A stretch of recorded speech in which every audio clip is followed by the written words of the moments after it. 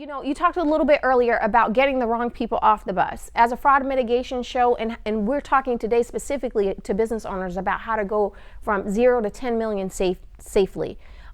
We want to address that aspect of, it's very uncomfortable when you have to look at insider threats. Those are people that are in your company that might not have the best intentions. Let's talk about that and any experiences you may have with that.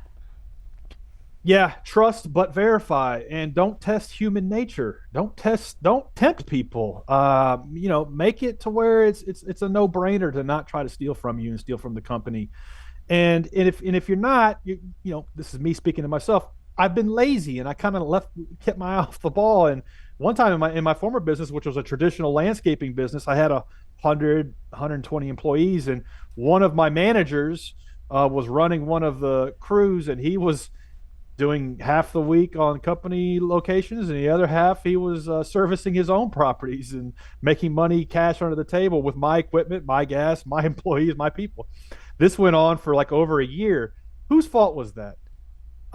It's my fault because I didn't have the systems in place. I didn't have the GPS on that truck. I didn't have a routine where every Friday we monitor and look at the stops, and we look at, okay, is this crew hitting the points that it needs to hit? Are they hitting the metrics they need to hit? It was a lazy decision on my part. I tempted human nature, and I paid the price.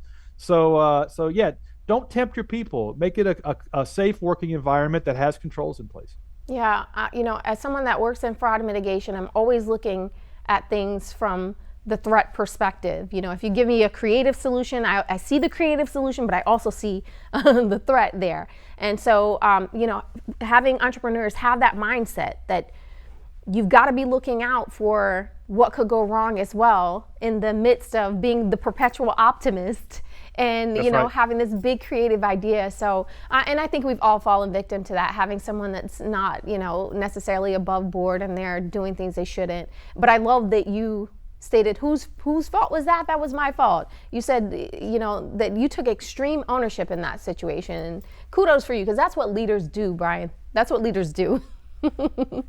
Well, I appreciate that. The marketplace will spank you on the butt if you don't take ownership. So there's only one way to do it. Yeah, you got that right.